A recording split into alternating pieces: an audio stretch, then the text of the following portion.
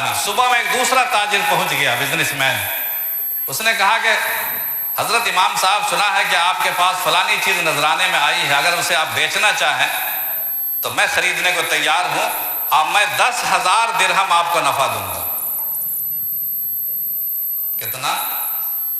دگنا، 10,000 نفع دگنا میں دوں گا نفع۔ پچھلے والے سے کوئی معاہدہ نہیں ہوا تھا نا، کوئی معاملہ تو ہوا نہیں تھا، کوئی عقد نہیں ہوا تھا، کل پر ٹال دیا گیا تھا، موقع تھا کہ وہ 10,000 کا نفع لے سکتے تھے، چونکہ 5 سے سیدھے دگنا نفع مل رہا۔